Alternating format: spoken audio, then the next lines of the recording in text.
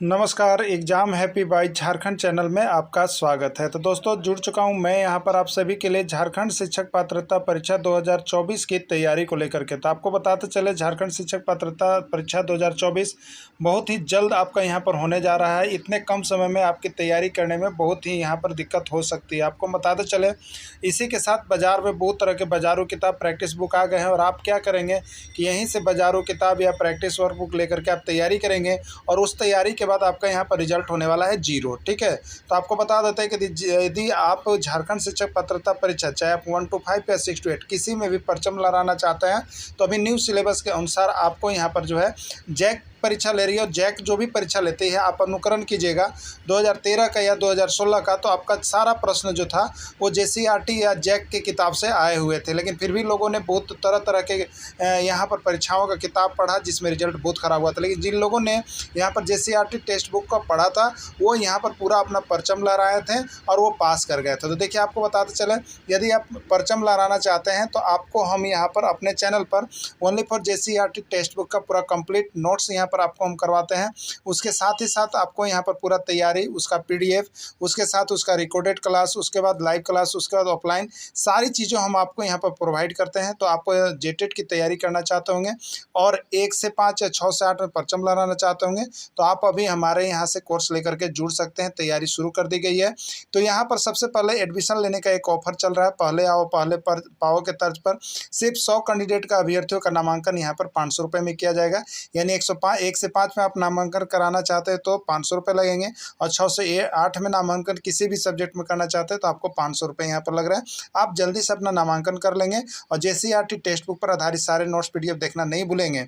आपको एक बार फिर हम बता देते हैं, अभी आकलन परीक्षा हुई उसमें इस नोट से जितने लोगों ने एडमिशन लिया था उनका रिजल्ट बहुत ही अच्छा रहा है। अगर किसी ने लिया है तो आप पता कर सकते हैं। और सहायक आचार्य का पेपर 3 का भी अभी जो कंडक्ट नोट्स चल रहा था उसमें भी बहुत ज़्यादा प्रश्न आपको यहाँ से हूबहू भिड़े हैं इससे। तो आपका आगे जेटेट में भी भिड़ने वाला है।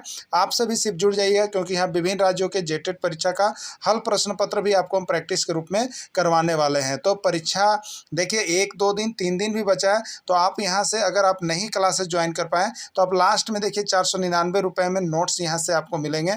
आप लेकर के जरूर परचेज करके वह परीक्षा में जाने से पहले पढ़ लीजिएगा। यदि कम पढ़कर ज़्यादा कम प्रश्न पढ़कर और ज़्यादा अंक उठाना चाहते हैं तो आपके पास मात्र एक ही ऑप्शन एक ही है, वो है आपका जेसीईआरटी टेक्स्ट बुक। तो आप देखना नहीं भूलेंगे। यदि आप नोट्स बना लिए हैं तो बहुत अच्छा बात है, अगर नहीं बनाए हैं तो आप यहाँ से एडमिशन ले लीजिएगा या नहीं तो यहाँ से नोट्स परचेज करके एक बार अवश्य पढ़ लीजिएगा। देखिए इसमें हम आपको यहाँ पर जो है क्लास 10 का, ठीक है, क्लास 10 का जो इतिहास सेक्शन है उसका कंप्लीट वीडियो लेकर के आए हुए महामाराथन में। यानी इसमें क्लास 1 से लेकर के क्लास 10 तक के सभी प्रश्नों का समावेश कर दिया गया। और इसके पहले यदि आपने चैप्टर वाइज नोट्स और वीडियो नहीं देखे हैं तो आप अवश्य देख लीजिएगा, वो भी आपको यहाँ पर सारा चीज़ दे दिया गया है। और उसके बाद एक ही वीडियो में आपको सारे क्लास 10 का महत्वपूर्ण पाठों का यहाँ पर एनालिसिस करवाया जा रहा है। तो आप जुड़ करके जरूर बताइएगा कि कितना प्रश्न आप सही कर पा रहे हैं, कितनी आपकी तैयारी है। ठीक है, तो क्लास 10 का सारा हिस्ट्री सेक्शन को देख लीजिएगा, यह आपके सामाजिक विज्ञान में काम करेगा। और उसके बाद यदि आप 1 से 5 के शिक्षक हैं तो आपके लिए सामान्य अध्ययन में यह काम करेगा, जीके के अंतर्गत आएगा। तो आप दोनों शिक्षकों के लिए बहुत ही महत्वपूर्ण है, तो आप दोनों को जुड़ करके इसको देख लीजिएगा। चलिए चलते हैं। प्रश्न है इटली और जर्मनी के एकीकरण के विरुद्ध में निम्न में से कौन सा देश था। आपको बताना है कि इटली और जर्मनी का जो एकीकरण हो रहा था तो एकीकरण न हो इसके विरुद्ध में कौन सा देश था बताना है। रूस, प्रसा, ऑस्ट्रेलिया या इंग्लैंड। ठीक है, तो ऑस्ट्रेलिया देश जो था वो यहाँ पर इटली और जर्मनी का एकीकरण होते नहीं देखना चाह रहा था। ठीक है, तो वो देश कौन सा था जो एकीकरण के विरुद्ध में था, वो था आपका ऑस्ट्रेलिया। ठीक है, इटली वर्तमान में कौन से महाद्वीप में आता है, पूछा हुआ प्रश्न है कि इटली जो है अभी वर्तमान में कौन से महाद्वीप में आता है, उत्तरी अमेरिका, दक्षिणी अमेरिका, यूरोप या पश्चिमी एशिया। ठीक है, तो इटली जो है वर्तमान में जो है यूरोप महाद्वीप में आता है। किस महाद्वीप में आता है, यूरोप महाद्वीप में आता है। जर्मनी वर्तमान में कौन से महाद्वीप के अंतर्गत आता है, एशिया, यूरोप, ऑस्ट्रेलिया या उत्तरी अमेरिका। तो जर्मनी भी जो है वो किसका है वर्तमान में, तो जो है आपका यूरोप महाद्वीप का है। किसका है, ये भी यूरोप महाद्वीप के अंतर्गत आता है। अगला है काउंट काबूर को विक्टर एम्यूनल ने किस पद पर नियुक्त किया था? देखिए काउंट काबूर जो थे वो यहाँ पर विक्टर एम्यूनुएल को यहाँ पर प्रधानमंत्री के पद पर नियुक्त किए थे। किस पद पर नियुक्त किए थे? प्रधानमंत्री के पद पर उनको नियुक्ति दिया गया था। फ्रांस और प्रसा के बीच में सन 1870 युद्ध कहाँ हुआ था? ठीक है, फ्रांस और प्रसा के बीच में जो सन 1870 इसमें युद्ध हुआ था, जिसको हम लोग क्या कहते हैं, सेडोन का युद्ध, वो कहाँ हुआ था? तो सेडोन में हुआ था। कहाँ पर हुआ था? सेडोन में हुआ था। यूरोप का मरीज किसको कहा जाता है? 1001 बारी प्रश्न पूछा गया है, बहुत इंपॉर्टेंट प्रश्न है। यूरोप का मरीज किसको कहते हैं? तुर्की को, इटली को, इंग्लैंड को या फ्रांस को? तो यूरोप को जो है तुर्की का मरीज कहा जाता है। यूरोप को किसको मरीज कहा जाता है? तुर्की को यूरोप का मरीज के नाम से जाना जाता है। जर्मनी के एकीकरण का प्रमुख वास्तुकार कौन थे? जर्मनी का जो एकीकरण किया जा रहा था उसके प्रमुख वास्तुकार कौन थे? मैजेनी, गैरिबाल्डी, लेनिन या बिस्मार्क? ठीक है, तो इसके प्रमुख जो यहाँ पर वास्तुकार थे वो आपका गैरिबाल्डी थे। कौन थे आपका? गैरिबाल्डी। जर्मनी के एकीकरण के लिए कौन उत्तरदायी था? काउंट काबूर, बिस्मार्क, गैरिबाल्डी या मेजीबी? ठीक है, तो जर्मनी के एकीकरण के लिए जो उत्तरदायी था वो यहाँ था बिस्मार्क। क्या है? कौन थे? बिस्मार्क जो है जर्मनी के एकीकरण के उत्तरदायी माने गए हैं। बिस्मार्क का नाम बहुत बार आता है, इसलिए इनको याद रखिएगा। ये जो गैरिबाल्डी थे वो पेशे से क्या थे? गैरिबाल्डी जो थे उनका पेशा क्या था? जमींदार, सिपाही, नाविक, कोई नहीं। ठीक है, तो ये जो गैरिबाल्डी थे वो पेशे से नाविक थे। क्या थे? वो पेशे से नाविक थे। पूछा गया प्रश्न है आपका एग्जाम में। रक्त एवं लौह की नीति का प्रतिपादन किसने किया? वर्ल्ड हिस्ट्री के अंतर्गत यदि पूछा जाता है आपको कि रक्त एवं लौह की नीति का प्रतिपादन किसने किया? मैजेनी, हिटलर, बिस्मार्क या कोई नहीं। ठीक है, तो रक्त एवं लौह की नीति का जो प्रतिपादन किए थे वो आपका बिस्मार्क ने किया था। जर्मनी का बिस्मार्क को याद रखिएगा, बहुत ही इंपॉर्टेंट प्रश्न है बिस्मार्क का। किस देश का साहित्य एवं ज्ञान विज्ञान यूरोप वासियों के लिए प्रेरणा स्रोत था? यह कौन सा ऐसा देश था जिसका साहित्य और ज्ञान विज्ञान जो है यूरोप वासियों को आगे बढ़ने के लिए प्रेरणा के स्रोत के रूप में काम किया था? जर्मनी, यूनान, इंग्लैंड या तुर्की? ठीक है, तो यूनान देश का देखिए जो साहित्य और ज्ञान विज्ञान था वही जो है यूरोप वासियों के लिए प्रेरणा का स्रोत बना और आगे बढ़ाने में मदद मिला। चार्टिस्ट आंदोलन किस देश में हुआ था? France, Australia, Hungary, England? Chartist आंदोलन किस देश में हुआ? ठीक है, ये आपका था इंग्लैंड का। किसका था? चार्टिस्ट आंदोलन इंग्लैंड का था। 1871 ईस्वी में कौन सी संधि हुई थी? फ्रैंकफर्ट की संधि, पेरिस की संधि, वियना कांग्रेस की संधि? इनमें से कोई नहीं। ठीक है, तो 1871 ईस्वी में जो संधि हुई थी उसका नाम था फ्रैंकफर्ट की संधि। आइए थोड़ा सा इसका डिटेल कर लेते हैं। फ्रैंकफर्ट की संधि क्या थी? यह संधि फ्रांस और प्रसा राज्य के बीच 10 मई 1871 ईस्वी को हुई थी। इस संधि के तहत जर्मनी का एकीकरण हुआ। युद्ध के बाद फ्रांस को अल्सारा लारेन जैसा देश जर्मनी को सौंपना पड़ा। जर्मन शासक बिस्मार्क ने लौह एवं रक्त का नीति अपनाया। फ्रांस पर 20 करोड़ का जुर्माना लगाया गया था। एक और है पेरिस की संधि, 1756 ईस्वी से प्रारंभ होकर 1763 ईस्वी तक चला, जिसके कारण इसको सप्तवर्षीय युद्ध कहा जाता है। इसके तहत तृतीय कर्नाटक युद्ध समाप्त हो गया, अंग्रेज और फ्रांसीसियों के बीच हुआ था। ठीक है, अगला प्रश्न है, इटली और जर्मनी वर्तमान में किस महादेश के अंतर्गत आते हैं? एशिया, अफ्रीका, यूरोप या उत्तरी अमेरिका? तो इटली और जर्मनी जो है वर्तमान में यूरोप महादेश के अंतर्गत आते हैं। ठीक है, किस महादेश? यूरोप महादेश के अंतर्गत आते हैं। फ्रांस में किस शासक वंश की पूर्ण स्थापना वियना कांग्रेस द्वारा की गई थी? हैब्सबर्ग, आर्लिया वंश, बुर्बो वंश या जारशाही? ठीक है, तो किस वंश का किया गया था आपको बताना है। तो देखिए यहाँ पर जो है आपका बुर्बो वंश था उसका किया गया था। मेजेनी का संबंध किस संगठन से था? लाल सेना, कार्बोनरी, फिलिक हेटारिया या डाइट? तो मेजिनरी का जो संबंध था मेजिनी का वो कार्बोनरी से था। जर्मन राइन राज्य का निर्माण किसने किया था? लुई 18वां, नेपोलियन बोनापार्ट, नेपोलियन 3 या कोई नहीं? ठीक है, जर्मन राइन राज्य का जो निर्माण किया गया था वो आपको नेपोलियन बोनापार्ट की तरफ से किया गया था। जाल बेरिन एक संस्था थी, किसकी संस्था थी? क्रांतिकारियों की, व्यापारियों की, विद्वानों की या पादरी सामंतों की? जाल बेरियन जो था एक संस्था बनाया गया था और उस संस्था को बनाने वाले थे व्यापारियों का एक वर्ग, इसलिए यह व्यापारियों की एक संस्था थी। सेडौन का युद्ध हुआ। सेडौन का युद्ध किसके किसके बीच हुआ था? फ्रांस और चीन, फ्रांस और प्रसा, चीन और तुर्की, या कोई नहीं। ठीक है, सेडौन का जो युद्ध हुआ था वो आपको फ्रांस और प्रसा के बीच हुआ था। फ्रांस और प्रसा के बीच हुआ था। ठीक है, अगला है 1848 ईस्वी की फ्रांसीसी क्रांति ने किस युग को समाप्त कर दिया? 1848 ईस्वी की फ्रांसीसी क्रांति ने किस युग को समाप्त कर दिया? इटली युग, अमेरिका युग, पुरातन युग, या कोई नहीं। ठीक है, 1848 ईस्वी की फ्रांसीसी क्रांति ने पुरातन युग को समाप्त कर दिया। यहाँ से किस युग को समाप्त किया था? पुरातन युग को समाप्त कर दिया था। हंगरी की राजधानी कहाँ है? बहुत बारी प्रश्न पूछा गया। बेबरची, बुडापेस्ट, वर्मिकास्ट, या कोई नहीं। ठीक है, तो हंगरी की राजधानी कहाँ थी? बुडापेस्ट में थी। हंगरी की राजधानी कहाँ थी? बुडापेस्ट। इटली का एकीकरण कब किया गया? 1860 ईस्वी, 1870 ईस्वी, 1871 ईस्वी, 1881 ईस्वी। देखिए, इटली का एकीकरण जो था वो आपका 1871 ईस्वी में किया गया था। वियना सम्मेलन कब हुआ? 1815 ईस्वी, 1789 ईस्वी, 1871 ईस्वी, या 1848 ईस्वी। ठीक है, तो इसका राइट आंसर हो जाएगा 1815 ईस्वी। आपको बता दें 25 मार्च 1815 ईस्वी को वियना की संधि हुई थी और नेपोलियन के खिलाफ युद्ध छोड़ने के लिए प्रतिबद्धता इसमें किया गया था। किस युद्ध के बाद जर्मनी का एकीकरण पूरा हुआ? क्रीमिया का युद्ध, सेडाओ का युद्ध, प्रसा और डेनमार्क का युद्ध, या सेडान का युद्ध। ठीक है, जर्मनी का एकीकरण जो किया गया था वो आपको सेडान का युद्ध के बाद किया गया था। जो सेडान का युद्ध हुआ उसके बाद इसका एकीकरण किया गया। यह किसका कथन है? जब फ्रांस छिकता है तो बाकी यूरोप को सर्दी जुकाम हो जाता है। मेटरनिख, काबूर, बिस्मार्क, या मेत्सनी। देखिए, यहाँ पर आपका जो मेटरनिख है वो इस बात को कहा था युद्ध के समय।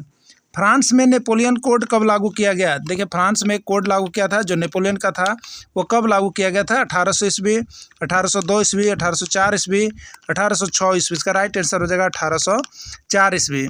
किस संधि के कारण यूनान को एक स्वतंत्र राष्ट्र के रूप में मान्यता मिली? पेरिस की संधि, वर्साई की संधि, वियना की संधि, या कस्तूतुनिया की संधि। देखिए, यह जो संधि हुई थी वो आपकी थी कस्तूतुनिया की संधि, जिसके कारण यहाँ पर यूनान को जो है एक स्वतंत्र राष्ट्र के रूप में मान्यता दे दी गई थी। वाटरलू का युद्ध कब हुआ? 1804 ईस्वी, 1815 ईस्वी, 1821 ईस्वी, 1830 ईस्वी में। ठीक है, तो देखिए, ये जो वाटरलू का युद्ध था वो आपका हुआ था 1815 ईस्वी। यहाँ पर हम लोग क्लास 8 का एक्सरसाइज 2 को कंप्लीट कर लिए हैं। अब चलते हैं एक्सरसाइज 3 के महत्वपूर्ण प्रश्न को। तो आप सभी JCERT का नोट्स PDF यहाँ से लेना नहीं भूलेंगे, क्लासेस ज्वाइन करना नहीं भूलेंगे, क्योंकि आपको बहुत ही अच्छी सुविधाएं इसमें सिर्फ और सिर्फ 500 रुपये में दी जा रही है, नहीं तो 499 रुपये में आप यहाँ से सारे नोट्स और PDF एक बार और पढ़ लीजिएगा, क्योंकि हैंड रिटन नोट्स है, बहुत कम प्रश्न है। अब बहुत ज़्यादा यहाँ से प्रश्न आपका रहेगा, यानी कम पढ़ के ज़्यादा आप पर अंक उठाना चाहते हैं तो आपके लिए यह सबसे बेस्ट ऑप्शन होगा। तो आप अभी के अभी यहाँ पर जुड़ जाइएगा, मोबाइल नंबर दिया गया है। चलिए देखते हैं आगे एक्सरसाइज का महत्वपूर्ण प्रश्न। हिंद क्षेत्र में कौन से देश आते हैं? हिंद चीन क्षेत्र में अंतर्गत कौन से देश आते थे? चीन, वियतनाम, लाओस।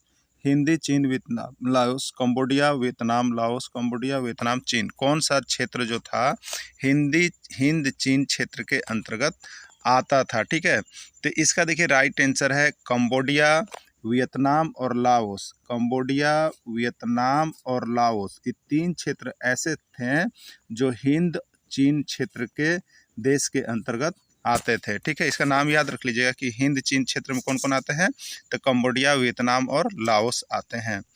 अंकोर वाट का मंदिर कहाँ स्थित है? देखिए, अंकोर वाट का मंदिर कहाँ स्थित है? 1001 बारी प्रश्न आपको देखिएगा तो सामाजिक विज्ञान के अंतर्गत अब तक पूछा गया है, इसलिए इसको तुम कंप्लीट कर लीजिएगा। और JCERT का तो कंप्लीट नोट्स देखना भूलिएगा ही नहीं। अगर आप 10 तक देख लेते हैं 6 to 10 तो यहाँ से आपका 80% कंप्लीट आ रहा है।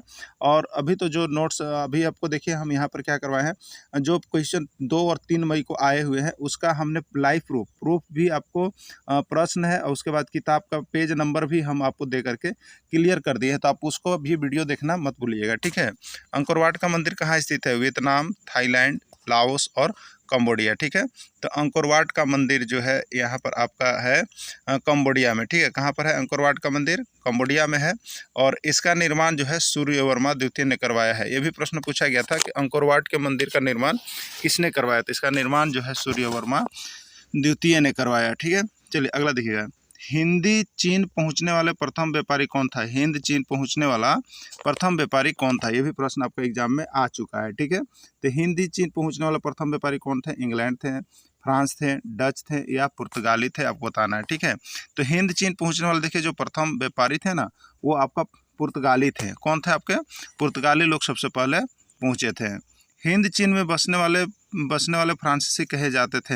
हिंद चीन में जो फ्रांसीसी बसे थे उनको क्या कहा जाता था? फ्रांसीसी को कोलोन, फ्रांसीसी, शासक वर्ग या जनरल। ठीक है, तो देखिए हिंद चीन में जो बसने आए फ्रांसीसी, उनका नाम यहाँ पर चेंज कर दिया गया था और उनको कहा जाता था कोलोन। उनको क्या कहा जाता था?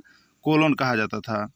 नरोत्तम सिहानुक कहाँ के शासक थे? जो नरोत्तम सिहानु थे, इनका नाम बहुत ही फेमस है, देख लीजिएगा, नहीं तो ऐसा ही नाम मिलेगा तो कहेंगे तो यह तो प्रश्न कहीं था ही नहीं, बहुत दूर से आया है, दूसरे जगह से। ऐसा नहीं है।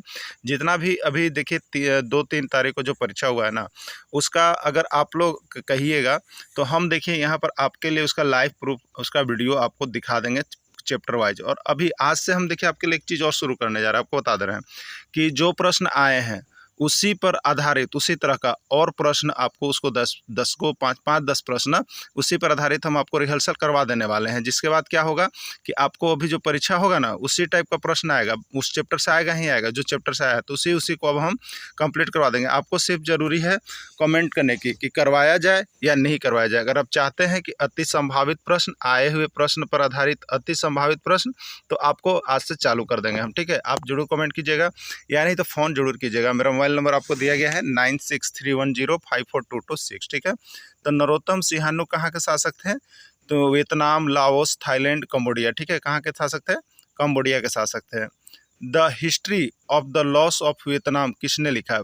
प्रश्न आए हुए हैं, the history of the loss of Vietnam किसने लिखा? फान बोईचाओ, हो ची मिन्ह, कुआंग या रिचू। ठीक है, इसका देखिए ये जो आपका लिखा हुआ था the history of the loss of Vietnam, इसका लेखक था फान बोई चाओ। कौन था?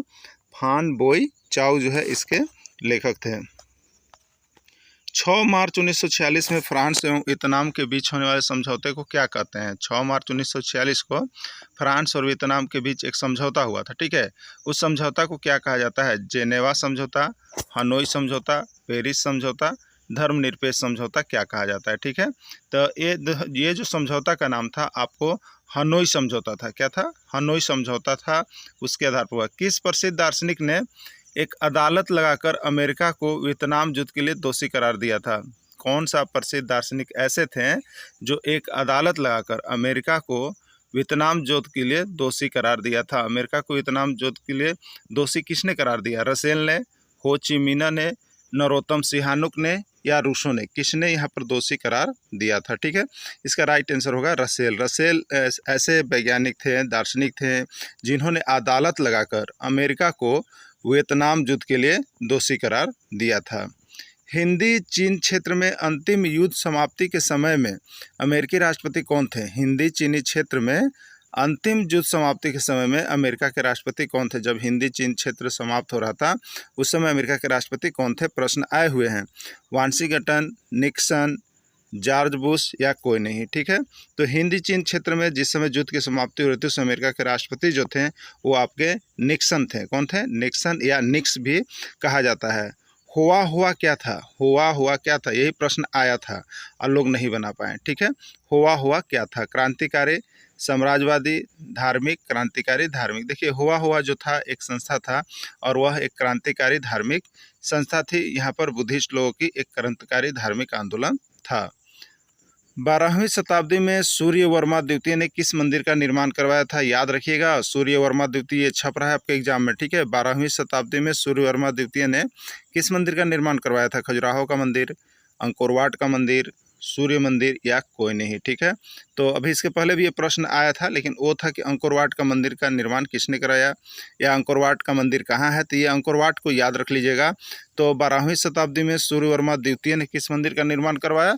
तो अंकोर वाट का मंदिर का निर्माण करवाया था। ठीक है, अंकोर वाट का मंदिर का निर्माण करवाया। राइट आंसर बी होगा। कौन सा समझौता ने पूरे वियतनाम को 2 भागों में बांट दिया था? कौन सा ऐसा समझौता हुआ जिसके बाद वियतनाम जो है 2 भागों में बट गया? ताशकंद समझौता, वियतनाम समझौता, जेनेवा समझौता या पंचशील समझौता। ठीक है, इसका राइट आंसर हो जाएगा जेनेवा समझौता। जेनेवा समझौता के बाद जो है वियतनाम 2 भागों में बट गया था। हो ची मिन्ह का दूसरा नाम क्या था? प्रश्न छपा हुआ है। हो ची मिन्ह का दूसरा नाम क्या है? न्यूगन आई क्लोक, न्यूगन सी मिन्ह, कोई नहीं। ठीक है, तो हो ची मिन्ह का दूसरा नाम जो था आपका न्यूगन आई क्लोक, याद रखिएगा, न्यूगन आई क्लोक हो ची मिन्ह का दूसरा नाम था। हो ची मिन्ह याद रखिएगा। देखिए 6 to 8 सामाजिक विज्ञान के कैंडिडेट के लिए तो बहुत ही अच्छा ऑफर है कि यहाँ पर जो है पूरे 6 to 10 का JCERT का ही आपको पढ़ना है, जो 60 नंबर प्रश्न आपके होंगे। तो JCERT का पूरा 6 to 10 का यहाँ पर, चाहे आपको पॉलिटिकल हो या ज्योग्राफी और हिस्ट्री हो, पूरे कंप्लीट हैं। इसमें आप यदि देख लेते हैं यहाँ से नोट्स, तो आपको सीधे समझिए 60 में से 40-45 प्रश्न यहाँ से भिड़ेंगे। अब प्रश्न क्या होंगे? JCERT का, और वो क्या भी प्रश्न बहुत कम, यानी 500 प्रश्न आप देख लेते हैं तो आपको यहाँ से पूरा कवर अप आपका जो है यहाँ पर 60 प्रश्न हो जाएगा। तो आप यहाँ से अभी के अभी लेकर के जुड़ जाइएगा और सारे क्लासेज को ज्वाइन कर लीजिए। उससे अच्छा है आपको 500 में यहाँ पर सारी क्लासेज मिल जा रही है। तो आप पहले आए पहले पाव में, तो ऑफर में जल्दी जुड़िए, नहीं तो आपकी क्लासेज फिर 1000 रुपये हो जाएगी। एक्ट क्या था आपको बताना है। रॉलेट एक्ट क्या था? प्रश्न यहाँ से एक छपेगा आपका। देखिए रॉलेट एक्ट क्या था? राजनीतिक कैदियों को 2 साल तक बिना मुकदमा चलाए जेल में रखने से संबंधित एक कानून था रॉलेट एक्ट, जिसमें अगर कोई राजनीतिक है तो उसको सीधे, अगर अंग्रेजों के खिलाफ कोई संघर्ष कर रहा है राजनीतिक पार्टी, तो उसको सीधे क्या था, बिना पूछे ताछे उसको 2 साल तक बिना मुकदमा चलाए जेल में रखने से संबंधित एक कानून था। और इसी कानून को जो है क्या कहा जाता था? इसी कानून को काला कानून भी कहा जाता है। इसी कानून को काला कानून कहा जाता है। पूछता है प्रश्न कि किस कानून को काला कानून कहा जाता है, तो आप याद रखिएगा रॉलेट एक्ट। किसको? Rowlatt act. और इसी को कहा गया है, देखिए एक कहावत भी है, बिना अपील, बिना वकील, बिना दलील भी कहा जाता है। पूछा गया प्रश्न है कि किसको बिना अपील, बिना वकील, बिना दलील भी कहा जाता है, तो वही तो है रॉलेट एक्ट। ठीक है, अब देखिए यहाँ पर रॉलेट एक्ट 1919 ईस्वी में इंपीरियल लेजिस्लेटिव काउंसिल द्वारा पारित किया गया था। पूछा गया प्रश्न है कि रॉलेट एक्ट को कब पारित किया गया, किस काउंसिल द्वारा पारित किया गया, तो याद रखिएगा इंपीरियल लेजिस्लेटिव काउंसिल द्वारा पारित किया गया। ठीक है, खिलाफत आंदोलन के नेता कौन थे? पूछा गया है खिलाफत आंदोलन के नेता कौन थे। देखिए यहाँ पर जो खिलाफत आंदोलन चलाया जा रहा था उसको यहाँ पर राज्य में घूम करके जो है इसका प्रचार कर रहे थे, तो उसका नेता जो माना गया था वो देखिए मोहम्मद अली और शौकत अली, ये ऑप्शन में रहेगा। खिलाफत आंदोलन के नेता कौन थे, तो आप याद रखिएगा मोहम्मद अली और शौकत अली जो थे वो खिलाफत आंदोलन के नेता थे। ठीक है, देखिए जालियांवाला बाग हत्याकांड कब हुआ? जालियांवाला बाग हत्याकांड कब हुआ? देखिए ये तो बहुत ही इंपॉर्टेंट प्रश्न है। जालियांवाला बाग हत्याकांड का पूरा टॉपिक आप देख के जाइएगा, क्योंकि आपके JCERT किताब में इंक्लूड है। ठीक है, तो ये कहाँ हुआ था? अमृतसर में हुआ। कब हुआ? 13 अप्रैल 1919 ईस्वी को। तो क्या था, जो यहाँ पर खिलाफत आंदोलन जो चलाया जा रहा था उसी के विरोध में यहाँ पर क्या थे, अंग्रेज थे। और सभी जो यहाँ पर स्वदेशी लोग थे वो क्या कर रहे थे, घूम घूम के आंदोलन चला रहे थे, जिसके लिए एक मीटिंग रखी गई थी। जिसके लिए क्या किया गया था, जालियांवाला बाग जहां था वहां एक मीटिंग रखा गया था, जिसमें ये बातें स्पष्ट की गई थी जो अंग्रेज अधिकारी को पता था और वो इसको नहीं चाहते थे। तो जब मीटिंग में सभी लोग शामिल हो गए तो वहां पर क्या किया गया, जनरल डायर ने गोलियां चलवा दी, जिससे यहाँ पर बहुत से लोगों की मृत्यु हो गई थी। और वही बाग जो है जालियांवाला बाग हत्याकांड कहलाया। ठीक है, गांधी जी ने सविनय अवज्ञा आंदोलन का आरंभ किस महत्वपूर्ण घटना के साथ किया था? यानी सविनय अवज्ञा आंदोलन जो शुरू हुआ था वो किसके लिए हुआ था? तो देखिए गांधी जी ने यहाँ पर क्या किया था, अंग्रेजों ने नमक कानून बना दिया था। ठीक है, वो नमक कानून के अनुसार यहाँ पर गांधी जी उसका विरोध कर रहे थे। तो विरोध कर रहे थे तो क्या हुआ, वे यहाँ पर 78 स्वयंसेवक समूह या दलों के साथ जो चल करके यहाँ पर दांडी में नमक कानून तोड़ करके ये सविनय अवज्ञा आंदोलन का शुरुआत किया था। तो सविनय अवज्ञा आंदोलन का शुरुआत किस घटना के बाद हुआ था, किस घटना के साथ हुआ, तो नमक कानून तोड़ करके हुआ था। अगला है अपने किस प्रसिद्ध पुस्तक में महात्मा गांधी ने कहा था कि भारत में ब्रिटिश शासन भारतीयों के सहयोग से स्थापित हुआ था और यह शासन इसी के सहयोग से चल रहा है? किस पुस्तक में कहा गया है? प्रश्न बहुत ही इंपॉर्टेंट है आपको। ठीक है, अपने किस पुस्तक में महात्मा गांधी ने कहा कि भारत में ब्रिटिश शासन भारतीयों के सहयोग से स्थापित हुआ है और उसी के सहयोग से चल रहा है? जिस दिन भारतीय साथ नहीं देंगे अंग्रेज का यहाँ पर जो है शासन, ब्रिटिश का शासन जो है समाप्त हो जाएगा। किसमें कहा गया था, किसने कहा था, किस प्रसिद्ध पुस्तक में कहा था? तो देखिए गांधी जी की एक पुस्तक है जिसका नाम है हिंद स्वराज। इसका नाम क्या है? हिंद स्वराज। यानी हिंद स्वराज पुस्तक में ही गांधी जी ने यह बातें कही थी, महात्मा गांधी ने, कि भारत में ब्रिटिश शासन जो है भारतीयों के सहयोग से स्थापित हुआ है और उसी के सहयोग से चल रहा है। उस पुस्तक का नाम हो गया हिंद स्वराज। और यह पुस्तक कब लिखा गया था, यह भी प्रश्न आया हुआ है कि हिंद स्वराज पुस्तक किसने लिखा। देखिए प्रश्न, इसीलिए हम आपको थोड़ा सा वन लाइनर करा दे रहे हैं समय की कमी को देखते हुए। हिंद स्वराज नामक पुस्तक किसने लिखा? किसने लिखा? महात्मा गांधी ने लिखा। हिंद स्वराज पुस्तक कब लिखा गया? 1909 ईस्वी में लिखा गया, ठीक है। और हिंद स्वराज किसके द्वारा लिखा गया? महात्मा गांधी के द्वारा लिखा गया। इसमें क्या लिखा गया था? उन्होंने अपने पुस्तक में वर्णन किया था कि ब्रिटिश शासन जो है भारतीयों के सहयोग से स्थापित हुआ है, चल रहा है और उसी के शासन से ये चलते रहेगा। याद रखिएगा, हिंद स्वराज में ये बातें कही गई है। दक्षिण अफ्रीका से भारत आने पर गांधी जी का सबसे पहला सत्याग्रह आंदोलन कौन था? MVVI प्रश्न है, ये आपका JSSC में 3 बार पूछा गया है और लगभग एग्जाम में देखिएगा आपको आया हुआ है। तो इसके पहले गांधी जी कहाँ थे? दक्षिण अफ्रीका थे। दक्षिण अफ्रीका से कब लौट गए? 1915 ईस्वी में लौट गए थे, ठीक है। 15 ईस्वी में लौटने के बाद ये क्या थे? तो आंदोलन में भाग लेना शुरू कर दिए थे, जिसमें पहला आंदोलन, जिसमें दक्षिण अफ्रीका से भारत आने पर सबसे पहला सत्याग्रह आंदोलन जो था चंपारण के किसानों के विरुद्ध था। चंपारण सत्याग्रह आंदोलन था, याद रखिएगा, ठीक है। चंपारण सत्याग्रह आंदोलन था। असहयोग आंदोलन कब शुरू हुआ? असहयोग आंदोलन कब शुरू हुआ? जब जालियांवाला बाग हत्याकांड हुआ उसके बाद यहाँ पर असहयोग आंदोलन की शुरुआत की गई थी। तो देखिए इसके लिए जो नियमावली पास किया गया था दिसंबर 1920 में ये बना था, लेकिन आंदोलन की जो शुरुआत की गई थी वो जनवरी 1921 में किया गया था। तो असहयोग आंदोलन की स्थापना कब हुई? तो आपको लिखना है 1920 ईस्वी में। और असहयोग आंदोलन शुरू कब से किया गया? तो जनवरी 1921 में। कन्फर्म रहिएगा एकदम। यहाँ से असहयोग आंदोलन अब तक 3 से 4 बार आपका पूछा गया है, ठीक है।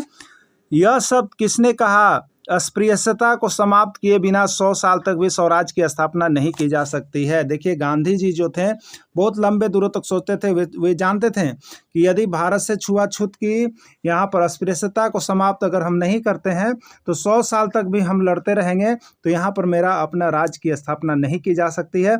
यह सोच किनका था? यह शब्द किनका था? ये महात्मा गांधी का शब्द था और इन्होंने ही अस्पृश्यता को यहाँ पर समाप्त किया, ठीक है। डॉक्टर अंबेडकर, भीमराव अंबेडकर ने 1930 ईस्वी में दलितों के लिए कौन सा संगठन कायम किया था? भीमराव अंबेडकर ने 1930 ईस्वी में दलितों के लिए कौन सा संगठन कायम किया था? इसका आंसर होगा, देखिए इन्होंने दलित वर्ग एसोसिएशन बनाया था और इसी को काम बनाया था। गिरमिटिया मजदूर कौन है? बहुत बार पूछा गया गिरमिटिया क्या होता है, ठीक है। गिरमिटिया क्या है? गिरमिटिया क्या है? बहुत बार पूछा। देखिए गिरमिटिया है ना, अनुबंध पर काम करने वाले श्रमिक। अनुबंध पर, एक एग्रीमेंट पर काम करने वाले श्रमिक को गिरमिटिया कहा जाता है, याद रखिएगा, ठीक है। गिरमिटिया किसको कहा जाता है? तो एग्रीमेंट पर, अनुबंध पर काम करने वाले श्रमिक को गिरमिटिया कहा जाता है। कौन थे? तो देखिए यहाँ पर लिख दिए हम। अनुबंध के आधार पर बहुत से मजदूरों को काम करने के लिए देखिए फिजी ले जाया जाता था, गयाना ले जाया जाता था, वेस्ट इंडीज ले जाया जाता था और उन्हें वहीं पे रखा जाता है और उन्हें एक समय सीमा के लिए ले जाया जाता था, 5 साल के लिए। 5 साल के अंदर वो यहाँ पर नहीं आ सकते थे, तो इसी को यहाँ पर नाम दिया गया गिरमिटिया। और ये मजदूर थे इसलिए इसको कहा जाने लगा गिरमिटिया मजदूर, याद रखिएगा। असहयोग आंदोलन चलाने का निर्णय किस कांग्रेस अधिवेशन में लिया गया? असहयोग आंदोलन जो चलाना था उसका निर्णय जो है किस कांग्रेस अधिवेशन में लिया गया था, ठीक है। तो देखिए याद रखिएगा, ये भी प्रश्न बहुत ही MVVI है कि असहयोग आंदोलन किस में? तो 1920 में। 1920 में नागपुर का कांग्रेस अधिवेशन में यह निर्णय लिया गया था, ठीक है। असहयोग आंदोलन चलाने का जो निर्णय लिया गया था वो कब लिया गया था? तो 1920 ईस्वी के कांग्रेस के नागपुर अधिवेशन में यह निर्णय लिया गया था।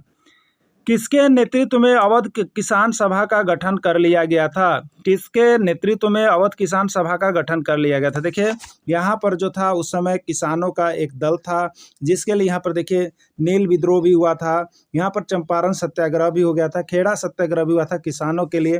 तो देखिए अवध का किसान सभा का गठन, तो इसीलिए जवाहरलाल नेहरू ने एक अवध किसान सभा का गठन कर लिया गया था। और उसके पहले बहुत से पहले से जो है यहाँ पर बाबा रामचंद्र जो थे वो किसानों के नेता से जुड़े हुए थे। तो ये अवध किसान सभा का जो गठन कर लिया गया था वो किसके नेतृत्व में किया गया? जवाहरलाल नेहरू जो है बाबा रामचंद्र के साथ मिलकर के अवध किसान सभा का गठन किए थे। गांधी इरविन समझौता कब हुआ? गांधी इरविन पैक्ट कब हुआ? आयो प्रश्न है, 1931 ईस्वी में हुआ था। और नींद्रनाथ टैगोर ने अपनी भारत माता के चित्र में भारत माता को किस तरह चित्रित किया है? ये याद रखिएगा, नाम अजूबा नाम है, सुने होंगे तो बहुत बढ़िया है, नहीं सुने होंगे तो सुन लीजिए। और नींद्रनाथ, रविंद्रनाथ टैगोर बड़े सुने होंगे। और नींद्रनाथ टैगोर ने अपनी भारत माता के चित्र में भारत माता को किस तरह चित्रित किया? प्रश्न जेएसएससी में 2 बार आया है, ठीक है। एक सन्यासी के रूप में भारत माता को किस रूप में चित्रित किया है? एक सन्यासी के रूप में दिखाया गया है। 1870 के दशक में मातृभूमि की स्तुति के रूप में वंदे मातरम गीत किसने लिखा? वंदे मातरम किसके द्वारा? जो हमारा यहाँ पर राष्ट्रीय गान, ठीक है, राष्ट्रीय गीत के रूप में आपका है, तो उसको किसने लिखा? ठीक है, तो ये आपका जो है यहाँ पर किसके द्वारा है? तो बंकिम चंद्र चट्टोपाध्याय के द्वारा लिखा गया है। ठीक, किसके द्वारा लिखा गया है? बंकिम चंद्र चट्टोपाध्याय के द्वारा लिखा गया है। 1921 ईस्वी तक गांधी जी ने भी स्वराज झंडा तैयार कर लिया था। यह झंडा किस तरह का था? देखिए गांधी जी ने 1921 ईस्वी में भारत को स्वराज घोषित करने के लिए एक झंडा का निर्माण कर लिया था। यह झंडा किस प्रकार का था? ये प्रश्न एक बार पूछा है। तो यह गांधी जी की तरफ से ही यह तैयार किया गया झंडा था। इसका नाम तिरंगा था। ठीक है, ये भी क्या रखे थे? तिरंगा था, जिसमें सफ़ेद, हरा और लाल कलर था। और हरा जो मध्य में, ये जो सफ़ेद मध्य में था, उसमें क्या था? चरखा का चिन्ह था उस समय। ठीक है, चरखा का। और अभी किसका रहता है? तो ये चक्र का होता है। 1 to 5 जेटे तैयारी कर रहे हैं तो आपके लिए यहाँ पर देखिए ऑप्शन नंबर आ गया है। 30 प्रश्न रहेंगे सामान्य अध्ययन के। ठीक है, तो सामान्य अध्ययन के लिए आपको बता देते हैं, यहाँ पर आपको जो है SST भी पढ़ना है और साइंस, दोनों आपको कवर अप करने हैं। ठीक है, अगर दोनों आप कवर अप करके रखते हैं तो समझिए आपको सामान्य अध्ययन में यहाँ से 30 में से 20-25 प्रश्न आपको 100% भिड़ जाएगा इन्हीं किताबों से। तो आपको सामान्य अध्ययन के लिए क्या करना है? तो जैक की जो किताब है उसको पढ़ना है। ठीक है, तो आपको जैक का यहाँ पर पूरा नोट्स, चाहे आप साइंस का हो 6 to 8 का, 6 to 10 का, या यहाँ पर SST का 6 to 10 का, सारा चीज़ कंप्लीट है। आप यहाँ से जुड़ करके तैयारी कर सकते हैं और सारा नोट्स और वीडियो एक बार आप जब देख लेते हैं ना, तो आपको 100% यहाँ से जो है कंप्लीट हो जाएगा। तो अभी हम लोग 10 का चल रहे हैं। इसके पहले यदि आपने 6, 7, 8, 9 का नहीं देखा है तो आप अवश्य देख लीजिएगा। चलिए चलते हैं आगे, महत्वपूर्ण प्रश्न। तो 22 ईस्वी को चौरा चौरी घटना के कारण जो है असहयोग आंदोलन को वापस करा दिया गया था। ठीक है, यहाँ पर क्या हुआ था? 5 फरवरी 1922 ईस्वी में असहयोग आंदोलन को वापस लिया गया। क्यों वापस लिया गया, ये भी एक बार प्रश्न पूछा गया है। तो यहाँ पर चौरा चौरी घटना हो गई थी जो आपका उत्तर प्रदेश में, उसके कारण यहाँ पर जो है आपको असहयोग आंदोलन को एक बार फिर से गांधी जी को वापस ले लेना पड़ा था। ठीक है, महात्मा गांधी, देखिए क्या था, महात्मा गांधी अपने 78 समर्थकों के साथ नमक यात्रा शुरू की थी। पूछा था महात्मा गांधी ने कितने समर्थकों के साथ नमक यात्रा शुरू कर दी थी, तो उस समय कितने उनके समर्थक थे? ओनली फॉर 78 समर्थक थे, उसके साथ यात्रा शुरू की थी। ये यात्रा कहाँ से शुरू हुआ? ठीक है, यहाँ पर जो है गांधी जी ने दांडी यात्रा शुरू की थी। यह यात्रा साबरमती में गांधी जी के आश्रम से, कहाँ से स्टार्ट होता? साबरमती आश्रम में गांधी जी के आश्रम से 240 किलोमीटर दूर दांडी नामक गुजराती तटीय कस्बे में जाकर ख़त्म होनी थी। और यह कितने दिन तक चला था?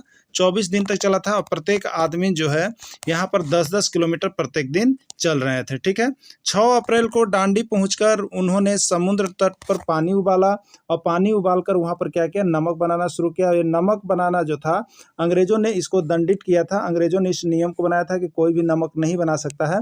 जो गांधी जी ने यहाँ पर इस नमक कानून को तोड़ा था और इस नमक कानून को उल्लंघन करने के बाद जो है उन्होंने सविनय अवज्ञा आंदोलन को शुरू किया था। ठीक है, सविनय अवज्ञा आंदोलन को शुरू किया था। 1929 ईस्वी में भगत सिंह एवं बटुकेश्वर दत्त ने लेजिस्लेटिव असेंबली में बम फेंका है। ठीक है, यह प्रश्न पूछा गया था कि लेजिस्लेटिव असेंबली में बम कब फेंका गया है? तो 1929 ईस्वी में लेजिस्लेटिव असेंबली में बम किसने फेंका? तो भगत सिंह एवं बटुकेश्वर दत्त ने यहाँ पर बम फेंका था। ठीक है, सबसे कम समय में शहीद होने वाले की फांसी देने वाला का नाम पूछा जाता है कि कौन थे? तो देखिए, जिस समय भगत सिंह को फांसी दी गई थी उनकी उम्र 23 साल की थी। मात्र 23 साल की उम्र में भगत सिंह को फांसी दिया गया था, जो सबसे युवा थे। ठीक है, अगला है पूर्ण स्वराज की मांग का प्रस्ताव कांग्रेस के 1929 के लाहौर अधिवेशन में पारित किया गया था। MVVI प्रश्न है, इसको याद रखिएगा। पूर्ण स्वराज की मांग कब की गई थी? तो यहाँ पर पूछा बोलता है 1929 ईस्वी में किस अधिवेशन में? लाहौर अधिवेशन में पूर्ण स्वराज की मांग की गई थी। ठीक है, यानी पूर्ण स्वराज की मांग का प्रस्ताव कांग्रेस के 1929 ईस्वी के लाहौर अधिवेशन में पारित किया गया था। सरदार वल्लभ भाई पटेल को सरदार की उपाधि बारदोली सत्याग्रह के बाद दिया गया था। देखिए सरदार वल्लभ भाई पटेल ना, जिसको यहाँ पर क्या कहा जाता है? तो बिस्मार्क भी कहा जाता है। बारदोली की महिलाओं ने उन्हें सत्याग्रह के बाद बारदोली की महिलाओं ने उन्हें सरदार की उपाधि दी थी, और सरदार वल्लभ भाई पटेल को सरदार की उपाधि बारदोली सत्याग्रह में किसने दी? महिलाओं ने दी थी। मार्ल मिंटो सुधार कब पारित हुआ था? मार्ल मिंटो सुधार जो है 1909 ईस्वी में हुआ था। कब हुआ था? ये प्रश्न पूछा गया था और आपकी किताब में भी है। अगला है 1929 ईस्वी के कांग्रेस के लाहौर अधिवेशन में ही यह निर्णय लिया गया था कि 26 जनवरी 1930 को स्वतंत्रता दिवस के रूप में मनाया जाएगा। यानी पूर्ण स्वराज की मांग किस में किया गया था? तो 1929 ईस्वी के लाहौर अधिवेशन में लिया गया था, और इसमें क्या लिया गया था कि 26 जनवरी जो है 1930 को स्वतंत्रता दिवस के रूप में मनाया जाएगा। ठीक है, तो देखिए यहाँ पर भारतीय राष्ट्रीय आंदोलन से आपको जो महत्वपूर्ण टॉपिक थे वो हमने आपको यहाँ पर समाप्त कर दिया है। आप सभी जरूर देख लीजिएगा, और हो सके तो JCERT का कंप्लीट नोट्स यहाँ पर लेकर के एक बार अवश्य। देखिए आपको बता देते हैं यहाँ पर कि यदि आप जेटेट की तैयारी कर रहे हैं तो आपके लिए, अगर आप सामाजिक विज्ञान से जुड़े हुए हैं तो सामाजिक विज्ञान का देखिए हिस्ट्री सेक्शन जो है पूरा नोट्स उसका बन करके तैयार हो गया है। 6 to 10 तक का आप यहाँ से हिस्ट्री का नोट्स परचेज कर सकते हैं। साथ ही सभी सब्जेक्ट का भी तैयार है, लेकिन हिस्ट्री पूर्ण रूप से कंप्लीट हो गया। उसके साथ आपका वीडियो भी यहाँ पर तैयार कर दिया गया है हिस्ट्री का पूरा कंप्लीट। और यदि आप सामाजिक विज्ञान के अंतर्गत हैं तो आपके लिए यह जो JCERT किताब का है क्लास 10 6 to 10 यह सबसे बेस्ट ऑप्शन है। इसमें खूब प्रश्न होंगे, तो आपको 200 या 250 प्रश्न है, और यहाँ से लगभग हिस्ट्री का हर प्रश्न भिड़ने वाला और इंपॉर्टेंट प्रश्न रहता है। तो आप यहाँ से नोट्स, वीडियो सारा चीज परचेज करके या व्हाट्सएप ग्रुप से जुड़ करके आप तैयारी अवश्य कर लीजिएगा, क्योंकि यहाँ पर सारा इंपॉर्टेंट तैयारी आपको करवा दिया गया है।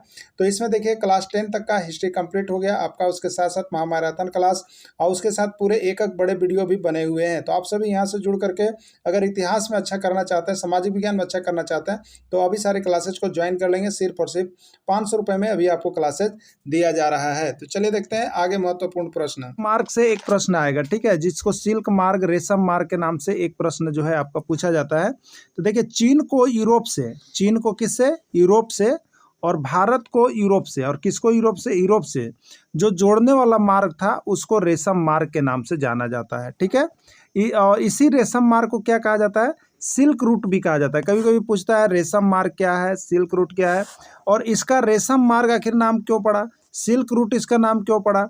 तो देखिए इस मार्ग से सिल्क का व्यापार होता था। जो मार्ग था चीन यूरोप का मार्ग, भारत यूरोप का मार्ग, उस मार्ग से किसका व्यापार होता था? सिल्क का, रेशम का व्यापार होता था। सिल्क का व्यापार होता था तो उसको सिल्क रूट कहा जाने लगा, और रेशम का व्यापार होता था तो उसको रेशम मार्ग कहा जाने लगा। ठीक है, उसको क्या कहा जाने लगा? रेशम मार्ग कहे जाने लगा। देखिए दूसरा इंपॉर्टेंट टॉपिक जो यहाँ पर आपको है कि रीडर पेस्ट क्या है? रीडर पेस्ट क्या है? प्रश्न रीडर पेस्ट क्या है पूछता है। रीडर पेस्ट क्या है? ठीक है, ये रीडर पेस्ट जो था ना, ये प्लेग मवेशियों में फैला एक गंभीर बीमारी था। रीडर पेस्ट क्या था? मवेशियों में फैला एक गंभीर प्लेग बीमारी था, जो 1880 के दशक में अफ्रीका में फैला था। देखिए अफ्रीका के लोग क्या थे, यहाँ पर मवेशी का बहुत लोग पालन करते थे, लेकिन वहाँ पर जो है एक बैगे जो है रीडर पेस्ट एक बीमारी फैल गई, और वो क्या कहा जाता है? रीडर पेस्ट, मवेशियों में प्लेग। जिस तरह आदमियों के लिए प्लेग होता है उसी तरह मवेशियों का प्लेग का यह एक बीमारी है। तो पूछेगा रीडर पेस्ट क्या है? तो ये मवेशियों के प्लेग का बीमारी है, और कहाँ पर हुआ? तो दक्षिण अफ्रीका में ये 1880 के दशक में फैला था, जिसमें बहुत अधिक मवेशियों की मृत्यु हो गई थी। ठीक है, अगला आपसे पूछेगा कि धुरी राष्ट्र इसमें से कौन कौन थे? आपको जो है प्रथम विश्व युद्ध के दौरान जो है यहाँ पर मित्र राष्ट्र और धुरी राष्ट्र दो भागों में बट गए थे। तो जर्मनी, जापान और इटली, जर्मनी, जापान और इटली धुरी राष्ट्र थे, और रूस, फ्रांस, अमेरिका ये सभी मित्र राष्ट्र श्रेणी में थे। तो ये अलग अलग पूछता है, इसके पहले हमने इसको करवा भी दिया आपको। ठीक है, ये भी प्रश्न आपको आया हुआ था, बम्बई में पहला सूती कपड़ा मिल कब लगाया गया? ठीक है, बम्बई में पहली बार सूती कपड़ा मिल कब लगाया गया? ये प्रश्न आया हुआ है आपका झारखंड के परीक्षा में 2 बार। ठीक है। तो बम्बई में पहला सूती कपड़ा मिल जो है कब लगाया गया? 1854 ईस्वी में लगाया गया था। कब लगाया गया था? 1854 ईस्वी में लगाया गया था। मुद्रण यानी टाइपिस्ट की सबसे पहली तकनीक चीन में विकसित हुई थी। मुद्रण टाइप जो किया जाता है उसका सबसे पहला तकनीक कब विकसित हुआ था? चीन में विकसित हुआ था। कहाँ पर हुआ था? चीन में विकसित हुआ था। देखिए, प्रिंटिंग प्रेस का प्रचलन यहाँ पर जॉन गुटेनबर्ग से जुड़ा हुआ, याद रखिएगा। जॉन गुटेनबर्ग एक व्यापारी थे और इनको जो है प्रिंटिंग प्रेस का पितामह भी कहा जाता है। तो प्रिंटिंग प्रेस का प्रचलन सबसे पहले जॉन गुटेनबर्ग का नाम आएगा, याद रखिएगा। प्रिंटिंग प्रेस से प्रश्न आता है, आप अपने तरफ से और भी देख लीजिएगा प्रिंटिंग प्रेस को बहुत अच्छी तरह से। देखिए, हम तो यहाँ पर सिर्फ आपको JCERT में जितना दिया है बस उसको ही कवर अप करवा रहे हैं, तो प्रश्न की संख्या तो 1000 हो जाएगी, लेकिन हम जानते हैं कि एग्जाम में वही चीज़ पूछ रहा है जो JCERT आपको कवर अप कर रहा है, ठीक है। तो JCERT का हम बीच बीच से सारे इंपॉर्टेंट टॉपिक आपको दे दिए हैं। जेम्स अगस्त हिंकी ने 1780 ईस्वी में बंगाल गजट नामक एक साप्ताहिक पत्रिका का संपादन शुरू किया, ठीक है। यही प्रश्न आया हुआ था। कैसे आया था प्रश्न, सो देख लीजिए। बंगाल गजट नामक पत्रिका को किसने लिखा? बंगाल गजट नामक पत्रिका का संपादन किसने किया? याद रखिएगा, जेम्स अगस्त हिक्की ने बंगाल गजट नामक पत्रिका का संपादन किया था। और यह कैसा पत्रिका था? बंगाल गजट कैसा पत्रिका था? तो एक साप्ताहिक पत्रिका था। देखिए, हम यहाँ पर आपको जो है इंपॉर्टेंट टॉपिक केवल करवा दे रहे हैं क्योंकि समय की देखते हुए बहुत ज़्यादा समय ना लगे, इसीलिए आपको सारा इंपॉर्टेंट प्रश्न इसी में कवर अप कर लेना है, ठीक है। तो याद हो गया होगा, बंगाल गजट नामक पत्रिका का संपादन किसने किया? जेम्स अगस्त हिक्की ने किया। कब किया? 1780 के दशक में किया। और बंगाल गजट किस प्रकार की पत्रिका है? तो एक साप्ताहिक पत्रिका है। चलिए, इससे प्रश्न बन गया। अगला देखिएगा, यहाँ पर रस सुंदरी देवी ने अमार जीवन नामक आत्मकथा लिखी जो 1876 में प्रकाशित हुई थी। यह बांग्ला भाषा में प्रकाशित पहली संपूर्ण आत्मकहानी है। प्रश्न कैसे आया हुआ था सो समझ लीजिए। बांग्ला भाषा में प्रकाशित पहली संपूर्ण आत्मकहानी कौन सी है? बांग्ला भाषा में प्रकाशित पहली संपूर्ण आत्मकहानी कौन थी बताइए। तो यहाँ पर हो जाएगा आपको, यहाँ पर देखिए नाम दिया हुआ है अमार जीवन। क्या है? अमार जीवन, ये पहली कहानी थी, ठीक है। अमार जीवन किसके द्वारा लिखा गया है? तो रस सुंदरी के द्वारा लिखा गया है। किसके द्वारा? रस सुंदरी देवी के द्वारा अमार जीवन लिखा गया है। अमार जीवन किस प्रकार का है? तो यह एक आत्मकथा है। क्या है? एक आत्मकथा है और बंगाल में प्रकाशित होने वाली पहली संपूर्ण आत्मकहानी है अमार जीवन, ठीक है। अमार जीवन को याद रख लीजिएगा। मराठी प्रणेता ज्योतिबा फुले ने गुलामगिरी नामक पत्रिका लिखी थी। गुलामगिरी पत्रिका किसने लिखी थी? ज्योतिबा फुले ने लिखी थी 1871 ईस्वी में, ठीक है। अगला है 1878 ईस्वी में वर्नाकुलर प्रेस एक्ट लागू किया गया था। वर्नाकुलर प्रेस एक्ट कब लागू किया था? 1878 ईस्वी में, ठीक है। चलिए, कादम्बरी नामक पुस्तक वान भट्ट के द्वारा लिखा गया है। बहुत MBBI प्रश्न है, अब तक 100 बार से ज़्यादा बार पूछ दिया गया है। कादम्बरी नामक पुस्तक किसके द्वारा लिखा गया? ठीक है, तो कादम्बरी नामक पुस्तक किसके द्वारा लिखा गया? वान भट्ट के द्वारा लिखा गया है। कादम्बरी नामक पुस्तक किसके द्वारा? वान भट्ट के। हो सके आपके एग्जाम में आ जाए तो आप सभी अच्छे से देख लीजिएगा।